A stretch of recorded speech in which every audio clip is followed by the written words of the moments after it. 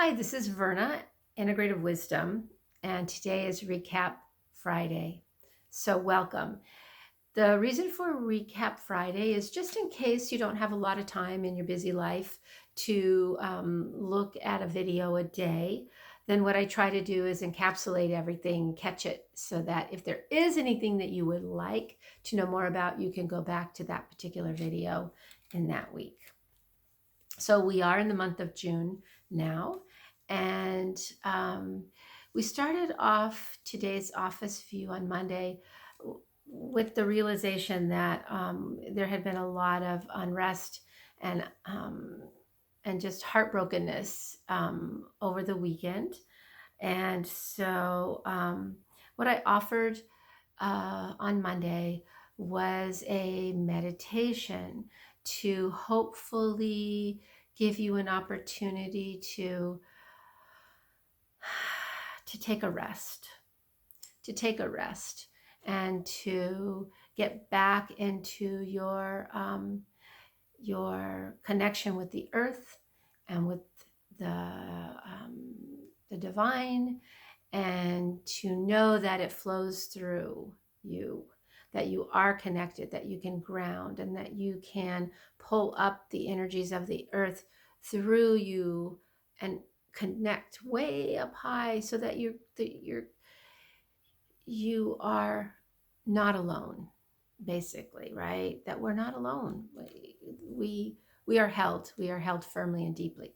So we did a meditation to offer that, to then take that energy that we were bringing into our own beingness, and then sending it out first to our close circle of known individuals in our lives, our family and our friends, our co-workers. And then we brought it back, held it in, and then sent it out as far as it could travel to those that we do not know, and that we could give them that extra bit of caring that they might need, and hope that they might feel that and feel that connectedness and not feel so alone. So that was today's office view. On Tuesday, it was Integrative Wisdom, and I did a little live video and got to be goofy. I'm trying to figure out a way to get the videos out a little bit more, and that one went out more, not as much as would be beneficial to have more people find Integrative Wisdom. But anyway, I did a goofy live video and asked everybody to look for the YouTube version of Integrative Wisdom this week, which was about perception and the realization that we all have a worldview, depending on our personality, depending on our life circumstances, depending on our stage of development. Yes, there is such a thing. And so it is not the only way to see things our way. Who knew, right? So to try on different perspectives, put on a different pair of glasses, so to speak, and see through someone else's eyes, to see if we can come to a place of greater knowing. This is how they see the world. If they have no other lenses to put on, then this is all that they're going to be able to see. And so a part of my work is trying to help people be able to see things from many different perspectives. So that was Tuesday. Wednesday, Soul Catalyst Card Deck Day. And we drew the card Grace. It was a spirit card. And so we talked a little bit about the fact that you can define grace differently depending on, sometimes it's your religious tradition, faith tradition, that you will use that lens, that perception, to understand grace. But basically, in my sharing, was that this is a gift that is around us all the time, And we have the opportunity to bring grace with us whenever there is a situation that throws us off a bit, that calls for greater fortitude, strength, endurance, wisdom that we might feel that we have within. um, Grace can help us um, make it through whatever it might be. That's kind of my description. And the point about the card is for you to own it, that tool of grace, and bring it into your life. Not what I say, but what it means for you, and for you to explore that. If you've never really thought about that, then that gives you an opportunity, because then you can use it at other times when you need it. That was Grace. Soul Catalyst Card Deck Day.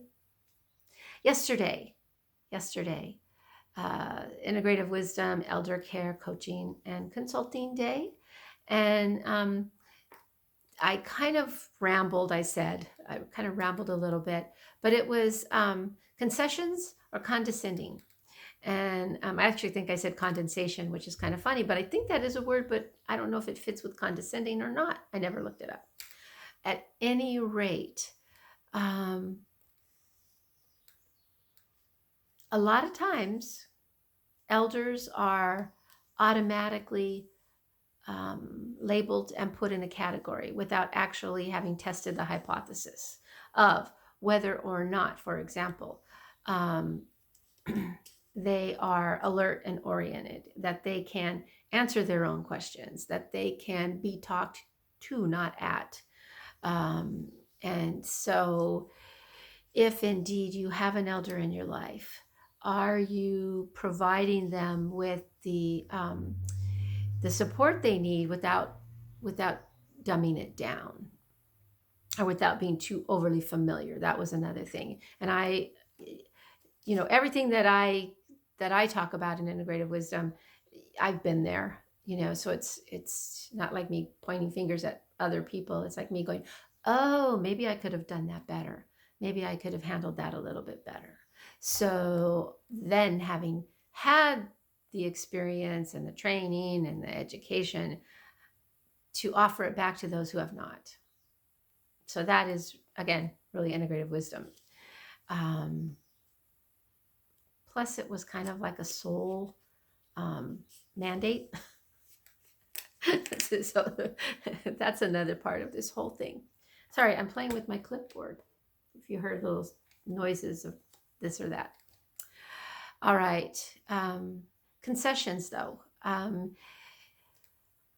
of hearing, not able to see as well. So reading forms, taking longer to process. So those kinds of things. And if the person who's engaging with the elder is not aware of these things, they may be like, unfortunately, some of the doctors sitting over in a corner typing on a computer without realizing that the person that they're talking supposedly with can't hear a word they're saying.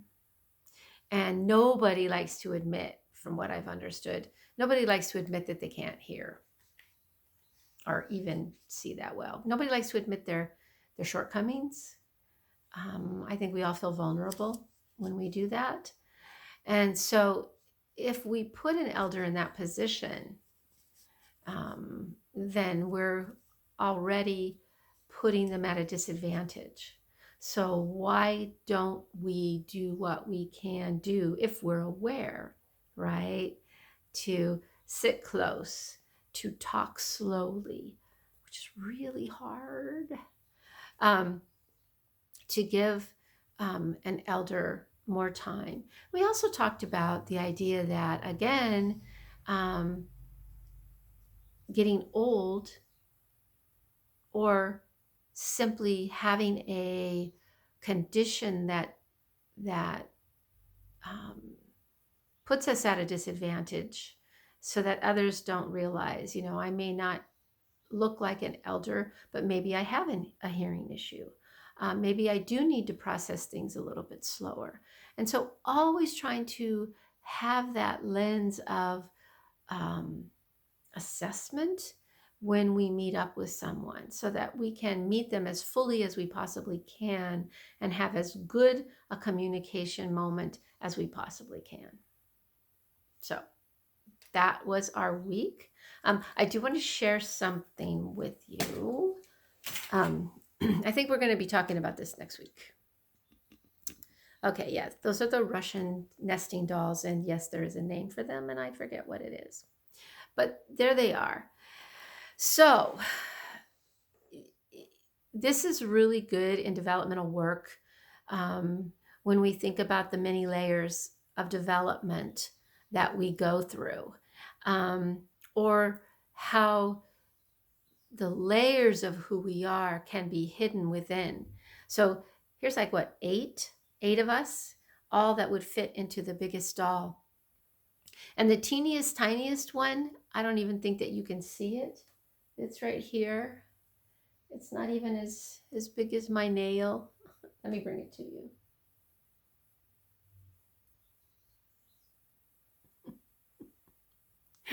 This one, I don't know. Sometimes I think this is our soul, buried and nestled deep within. And it's upon us to reach that part, the deepest, truest part of who we are, our soul, because that's the place that really wants to shine, and that's the place where the good stuff really is, that we can develop into that person that we were called to be. Right? All right. So there we go. How many layers have you attended to? That's what growth and development really is about. Getting through those layers so that we can reach that teeny tiny us. So here we are, the end of another week.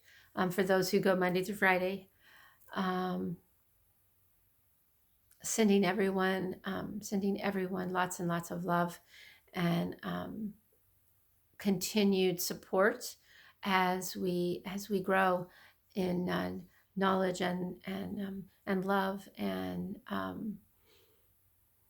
compassion, to be who we were called to be. We can do this, people. All right. Have a great weekend. See you Monday. Today's Office View. Bye-bye.